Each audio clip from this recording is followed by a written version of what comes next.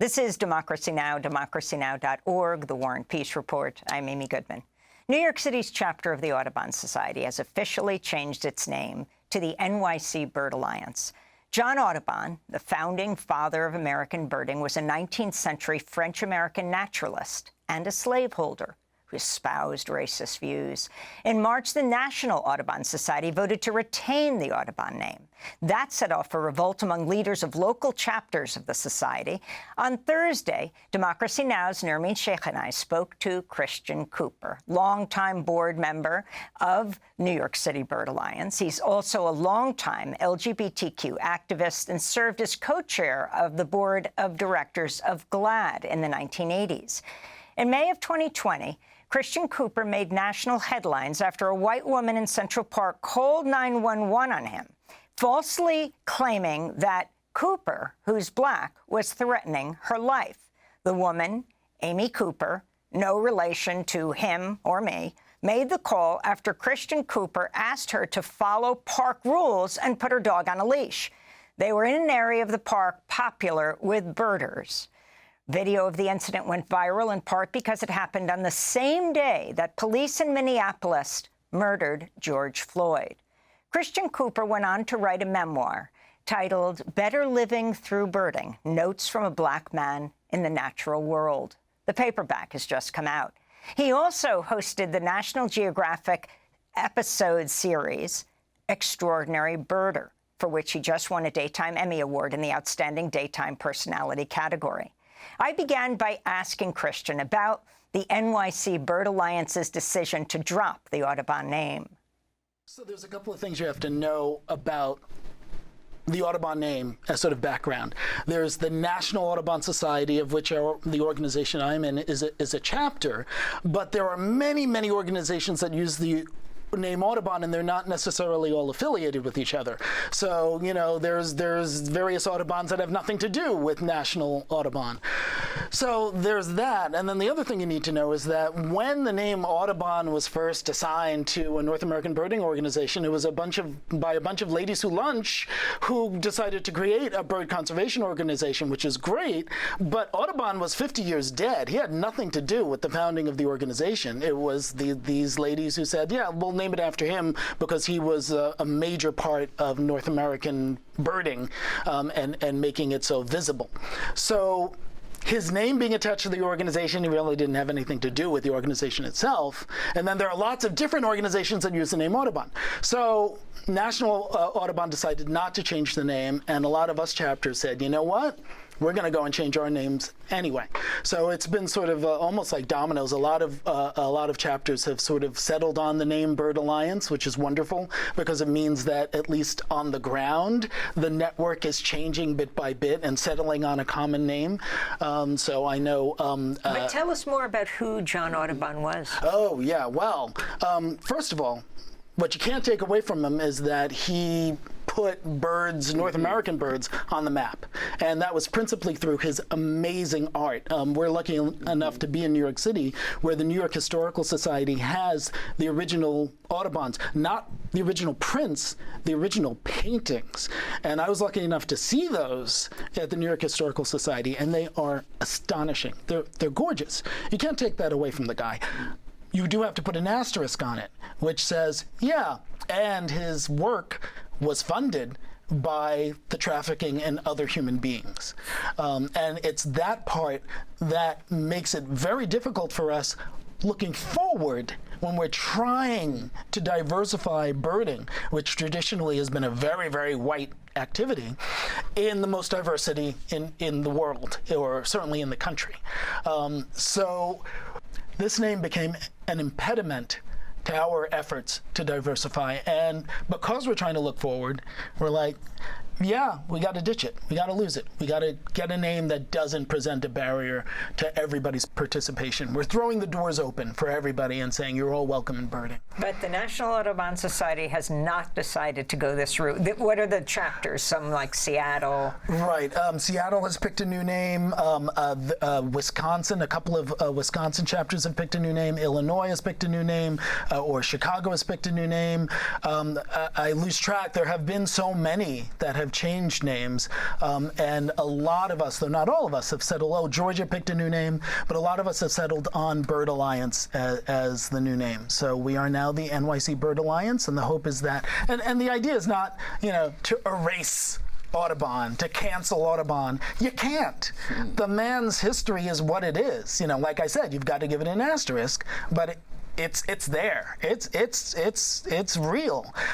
But that doesn't mean you got to have that name on your organization, particularly when you're trying to take an organization that for so long has been almost exclusively white, and you're trying to get other people involved.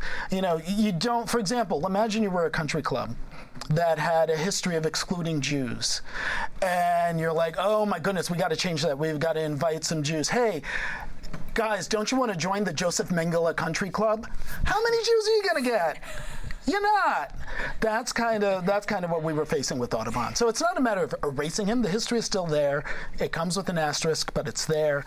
But looking forward and getting everybody involved. And why is it so important to diversify?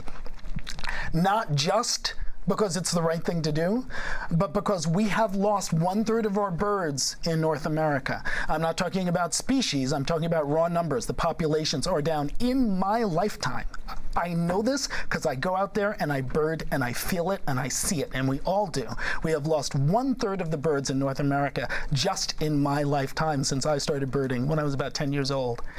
And the only way we're going to turn this around, because we can turn it around, we've done it in New York City in some ways, is if we get everybody involved in birding that possibly could be interested, because the country is diversifying. New York City is already a diverse city.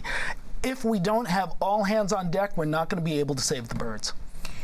So, Christian, you exploded onto the national scene a few years ago because of an incident in Central Park.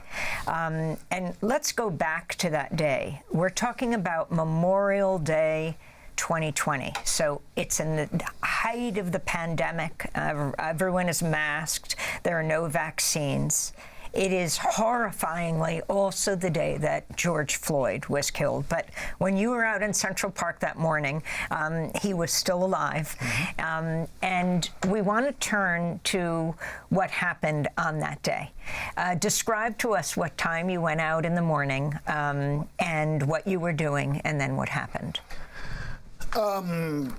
Condensed version, I got out at 5:30, which is my usual time to hit the park that time of year. I'm looking for birds. It was a relatively slow day. There was a particular bird called the mourning warbler, which is typically one of the last warblers to come through in the migration. So this is very late in the migration. And I'm looking for a mourning warbler. Mourning warblers are skulkers. They stay close to the ground for the most part, hidden in the shrubs. So I'm heading towards this patch of shrubs to look for a mourning warbler. How did you know it was there? Oh, I didn't know it was there. I'm hoping to find it. So I'm keeping my ears open for cheery, cheery, cheery, choir. Cheery, cheery, cheery, choir. That's the song of the mourning warbler. And if I hear that, and I know there's one hiding in those shrubs, and I got to wait him out and look for him. So I'm heading for a patch of habitat of low-lying growth where I'm likely to find one. And then I hear, Henry! At the top of the lungs, the way nobody would talk to a human being. So I know it's a dog off the leash, and then I see it tearing exactly through the low-growing growth where I was hoping to find a mourning warbler. I'm like, well, if there was one there before, there's not one there now. So this is an ongoing problem in Central Park, particularly in the Ramble, where dogs have to be on the leash at all times. There are signs posted everywhere telling everybody that. So this has been an ongoing war between certain dog walkers. I don't want to tar all dog walkers with a bad brush, because there are some who actually follow the rules. But this has been an ongoing war for many, many, many years between dog walkers and birders. And so, we got into it. I'm like, look, your dog's supposed to be on the leash, the sign's right there. Look, all you have to do is take the dog across the road there to that other part of the park. You're outside the Ramble. You can have your dog off the leash until 9 a.m. and we're all good. She was having none of it. So at that point, we started to get into it, and verbally and You're how many feet away from her? Well, much further than you are from me. So you're both wearing masks. Yeah, I've got like a bandana over my face at that point because we didn't really have mask protocols yet, and she's got a mask on, and then so she ends up picking up the dog by the collar. Not leashing it, but picking it up. Right. By the collar. Right, because, let's not relive the whole thing, but the bottom line is I start recording her with my iPhone, because that's one of the strategies we have when people are breaking the rules, is to document it. It puts pressure on them because most people don't like to be recorded breaking the rules, and it's documentation for us to show the Parks Department. Please take your phone off. Please don't come close to me. I'm taking pictures calling the cops. Please call the cops. Please call the cops. I'm going to tell them there's an African-American man threatening my life. Please tell them whatever you like. I'm sorry, I'm in a ramble, and there's a man, African-American, he has a bicycle helmet. He is recording me and threatening me and my dog. There is an African-American man, I am in Central Park. He is recording me and threatening myself and my dog. And my... I'm sorry, I can't hear you either. I'm being threatened by a man in the ramble. Please send the cops immediately. I'm in Central Park in the ramble. I don't know. And at that point, I had a decision to make, because it was clearly an attempt to, racially intimidate me to get what she wanted, which was for her to be able to have her dog running around as she saw fit. And, neither of us was really willing to budge. We were both incredibly stubborn in that moment. And I just thought, I'm not going to be complicit in my own dehumanization. I am not going to acquiesce here. I'm just going to keep doing what I would do whether I was black, brown, green, or purple, which is record her until that dog is on the leash. And whatever happens is going to have to be on her. So she, called the police and did all that. And then it's funny because you see the video, and the second she puts that dog on the leash, I am done with her. I'm like, thank you, click, and I go on, and I go back to birding. But say again what she continued to repeat on the phone, what you understood when she called 911. Right, she said, well, she told me first, I'm going to call the police and tell them that an African-American man is threatening my life. And of course, I'm like, whoa, I'm not an idiot. I've grown up as a black man in America my whole life. I know this is a world of hurt potentially coming my way, but I'm not gonna acquiesce to this and let this intimidate me. So talk about what happened with that video then. I put it on Facebook because I have a tendency to put what happened that's notable to me on Facebook after a day of birding. Usually it's a bird. This was not a bird, but I put it on Facebook. Immediately, one or two friends called me up and said, can you make this public so I can share it? And I'm like, all right, fine. And then my sister called me, and she was seething, understandably. And she said, can I put it on Twitter? And I'm like, okay, yeah, sure, put it on Twitter. And then it just kind of exploded and became a thing, and became even more of a thing because it ended up being on the same day that George Floyd was murdered. So it was a window, I think, for a lot of people into what we African Americans know, because we live it every day. But I think for a lot of people who aren't African American, they were able to see in those two videos, the use of racial bias and how it informs policing, or people try to use it in policing sometimes, and then the actual police response, against African Americans that gets us killed. So it opened some eyes, I think, maybe, that hadn't been open before for a while. Did the police come? They did eventually come, or as I understand it, but by then we were both long gone. I considered at the moment staying around to clear things up with the police, and then I thought, no, she doesn't get to do that. I'm here to bird, and I'm going back to birding. And and if I run into the police, fine, then I'll tell them what happened. But meanwhile, I'm looking for birds, and I did that, and no police came, and then I left the park and went home. Did you find the warbler? I did not find the mourning warbler that morning. So Cyrus Vance was the Manhattan DA. Talk about what they wanted to happen and your response overall and what happened to Amy Cooper. So the bottom line is Cyrus Vance wanted to, it was a very public case. So the Manhattan DA wanted to prosecute her for filing a false report, which is fine. That's his prerogative. He wanted my participation in that, and that's where I had to make a decision as to whether or not I was going to pursue it. And I chose not to, and that was a hard decision. And I know a lot of people, especially black people, were not happy with that decision, but I had to kind of trust my conscience, and my conscience said, her life had imploded. She lost her job. She was a pariah nationwide. If none of that is going to send a message to people, this is not the thing to do, then I'm not sure anything will. It felt like piling on my part, and so I was just like, you know what? You have the ability to pursue these charges without me. Please, go ahead and do so if you feel the need. I don't feel like I need to participate in this. So that was what I decided. And it was a hard decision because I get it. This was possibly precedent setting that, when there are so many cases where black people have been falsely accused and suffered for it, to actually get someone for doing that. So I understand why it was important, particularly to a lot of black people, but ultimately my conscience said, this is not the way to go. And there's something more important, which is that keep your eyes on the prize. We can spend our time throwing Amy Cooper behind bars and pat ourselves on the back that, oh yeah, we got that one. Meanwhile, the Supreme Court is rolling back affirmative action.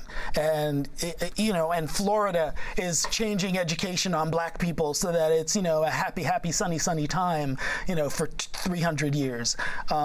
Which of these things are more important? Where should we put our focus? What should we really be changing?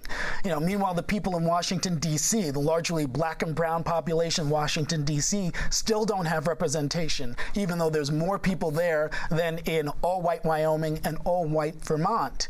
And they each get 2 senators. Washington, D.C. gets nothing. Which of these things should we put our focus and our energy on is going to really make a change? So, Amy Cooper, her life is hers. Let her live it as she sees fit.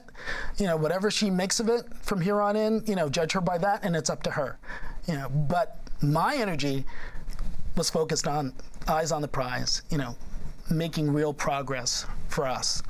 This is Democracy Now! I'm Amy Goodman with Nermeen Sheikh. We're continuing our conversation with Christian Cooper, author of Better Living Through Birding, Notes from a Black Man in the Natural World. He talked about how he got into birding.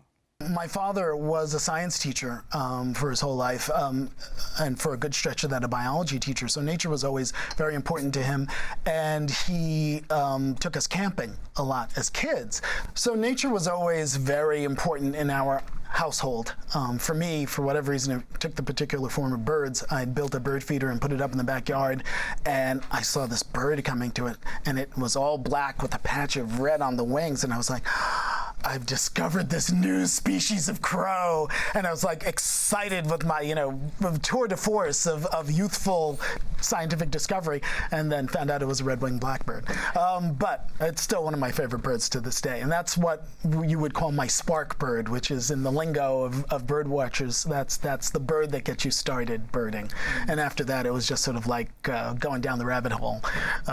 So that's what started it at about 9 or 10. And I just kept at it. And then my dad took me to the bird walks of the South Shore Audubon Society, which at the time were led by this guy named Elliot Kuttner, who was just like ebullience personified.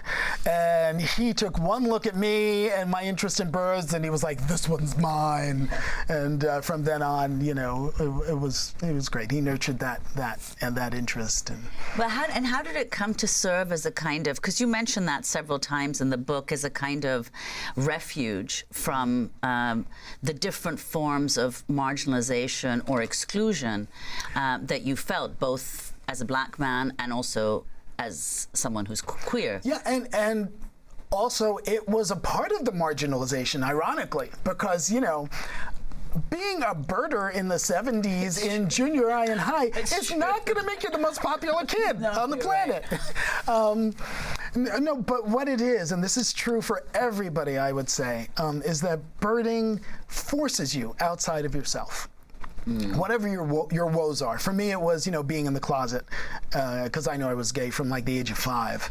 For me, it was being in the closet. If you're worried about your rent, if you're worried about, oh my God, my life is a misery, I have this illness or whatever, and then you get outside and you're looking for birds. And so first of all, you're in this beautiful, natural setting or semi-natural setting. So that calms you down, takes you outside yourself. But then if you want to see birds, you've got to focus. You've got to be listening and looking, or else you're not going to see any birds. And when you do that, you're engaging with the world around you in such a way that whatever those woes are, for at least a little while, they fall away. And it's very meditative, it's transporting, it makes you feel connected to the whole planet. It engages your senses, your intellect. It is incredibly healing, and that's one of the reasons why I'm like, Black people do this. Because if there's anybody in this society that needs healing, that needs to have our woes fall away for a while, it's us. And then add the fact that, birds are the ultimate symbol of freedom, because there is no part of the planet that is inaccessible to them. They can fly. They are symbols of freedom. So for a people whose history is about being enslaved, for us to be able to relate to this bird, it's liberating. So that's why I think birding was so important for me as a kid, and why I just think everybody, but particularly Black people, should be birding in droves. You become head of the Harvard Ornithological Society, the club. Yes, I have to put a caveat on that, because, there were like 3 or 4 of us. So it's not like some epic accomplishment. But you also come out to your roommates and your friends there, and talk about those moments. Talk about the humanity of that, as we're in the middle of Pride Month right now, in the middle of June. And we also want to talk about the activism of ACT UP and the LGBTQ community, even beyond specifically LGBTQ issues, but it becomes a paradigm for activism right through to today. Well, and remember that, that paradigm was picked up from the Vietnam anti-war movement, and from the civil rights movement, and from the feminist movement. So, it's a strand of activism that goes way back, and the LGBTQ community, we've been able to pick it up and keep it going, and who knows who'll pick it up after us. But, well, the trans community is picking it up. I consider them part of they're the T in LGBT. But, they're the ones who are really under attack right now, and they are fighting fiercely and boldly and wonderfully and happily and with joy, more often than not. And it's glorious to see. It's often said that the greatest act of activism that someone who's queer can perform is to come out and be out and live out. And so for me, that was really the turning point in college. Freshman year, I had hoped to go to Harvard and finally break out of this suffocating closet that I was in. The only person who knew that I was gay was Deb, and I had only told her like the second semester of senior year in high school. So I'm like, all right, whole new life in Harvard, and I get to Harvard, I'm making these great friends, and I'm back in the closet. And the metaphor I always use is being in the closet felt like being buried alive, because you're there, but nobody else knows. They're like walking over your grave and don't even realize it, and you are banging on that coffin lid, needing to be let out, and you can't get out, and nobody hears you. That's the experience of being in the closet. So I was done with it by about one semester, my first semester freshman year. I'm like, something has to give, or I'm gonna, not make it. So I went to each of my roommates one by one and told them, look, because we were talking about rooming together the next year, and I said, well, then there's something you need to know, which is that I'm gay. And they all took it well. The last one I told was my friend Mike. We actually shared a bedroom. And he was like, ha, ha, ha, because we were always, pulling gags on each other. He's like, ha, ha, ha. And I was like, and he said, really? I said, yeah, really.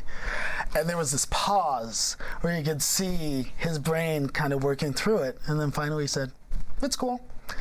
And that was it. And from then on, we were just a group of, guys who were bonded together and stayed together for the 4 years of college. Which takes us to The Extraordinary Birder.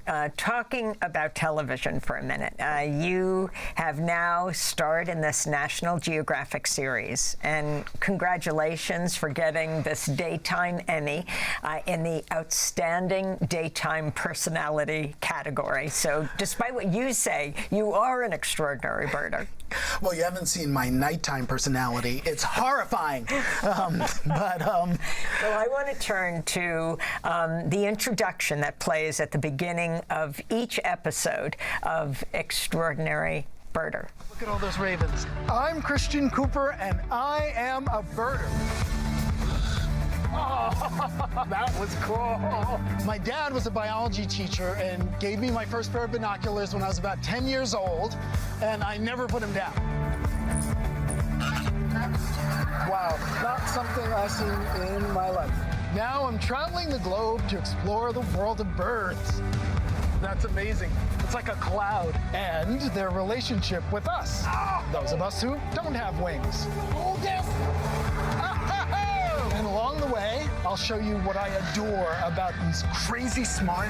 Here, first look at the outside world. Dazzling is fantabulous and super-powered feathered creatures. This is a clip from the Extraordinary Birder episode called Birds of Puerto Rico, again hosted by our guest, Christian Cooper. The best part of birding on an island is finding species that can't be found anywhere else. We birders call them endemics. This place is home to 17 endemic species of birds, and I'm hoping to spot a few of them to add to my life list. The Puerto Rican parrot is a special bird. With its bright green and blue feathers and red striped brow, it's the pride of all Puerto Ricans. Way back, the island's Taino Indians named it iguaca, after the squawking sound it makes when it flies. Sadly, nature's dealt the iguaca a bit of a rough hand, and between hurricanes, hungry predators, and a lack of environmental protection, they were down to just 13 birds in the wild in the early 1970s. Now, there's a plan to bring them back.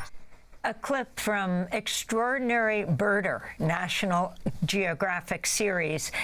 Christian Cooper just won an Emmy for this series. It's amazing. So tell us the countries that you went to for this series. Well, that's the thing. Because it was COVID and because of budget, they kept us domestic for the season. So we went to Palm Springs, California, New York City, Washington, D.C., Puerto Rico, Hawaii, oh boo-hoo, boo-hoo, I had to go to Hawaii, and Alabama. And the Alabama episode was the most important to me because that was the collision not just of birding, but of family history and civil rights history. And you would be surprised how these things can inform each other. And we explored that a little bit in the episode. I had gone down to Alabama a year earlier at the invitation of Alabama Audubon, and the experience for me was so enlightening that I wanted to recreate it for the viewers. So the Alabama episode is Tell us more about Alabama and how all these worlds intersect. Sure. Well, for example, I walked across for the first time the Edmund Pettus Bridge, which is where Bloody Sunday happened. And so I'm walking across and thinking about what happened on this bridge. And meanwhile, there are cliff swallows that are nesting underneath it. And I realized, these cliff swallows were probably here all those years ago, and they witnessed, they were there, they were part of that history to be there when all that happened. So there's that connection. Then there's other things like my father's family. We're all Northerners for generations, but you go far enough back in the history of any African Americans, and our roots are in the South. And my dad's father's side of the family came from Alabama, but I had never been. And I didn't want to go because I'm like, my family left there for a reason. I had never been to the Deep South. But the chance to go in the tender arms of Alabama Audubon made it. I'm like, well, if there's ever going to be a chance to go, this is it. So I went. And it was fascinating to see what expectations were violated, what expectations were affirmed. For example, walking around in Birmingham and there are all these cafes with rainbow flags in the window, and I'm like, wait, what? But that actually makes sense, because you go across the country, and in the urban areas they tend to be pretty progressive and actually very welcoming of queer people. But then you go outside, even here in New York, you're here in the city, and it's very welcoming to queer people. But if you go to regions upstate, there are parts where it's redder than red Iowa or something like that. So, that was a revelation to me. But then other things, like the fact that, my family had left Alabama and come to the North.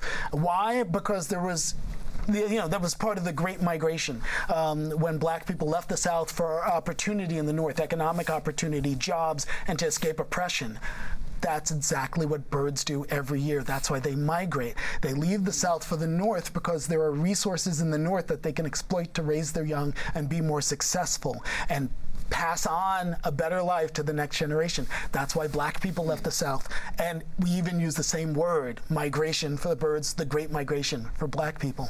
So things like that, just all sort of collide and inform each other and change your view of things. And then as you said earlier, for the National Geographic series, you weren't able to travel abroad because of COVID and so on. But you did, and you write about it in the book, you did actually go to several countries on your own, including Nepal, Tanzania.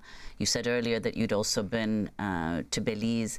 I mean, these are countries that are at the forefront of the climate crisis, which is, of course, also threatening all forms of nature, including birds.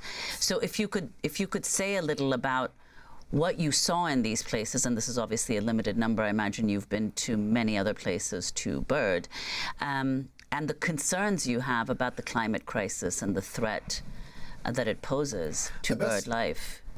The best example I can give you is a trip I took in December down to Antarctica. I know, it was amazing. It's like visiting a different planet. But we got down there, and I was sort of, a special guest on the boat, and so I wanted to, be helpful to the other people on the ship, and tell them, all right, well, we're going to make our landing at this particular spot, and I researched what kind of penguins we were going to see there. I said to everybody, all right, well, this is the penguin we're likely to see at this spot, and we get there. I said, this is a colony of Adelie penguins, and we get there, and it's almost entirely Gen 2 penguins, and I'm like, ugh. I botched that completely. The penguin researcher on the boat said to me, no, you don't understand. I was here 2 years ago, and that colony was almost entirely Adelie penguins. Adelie penguins are true Antarctic penguins. They rely on ice for making their livelihood.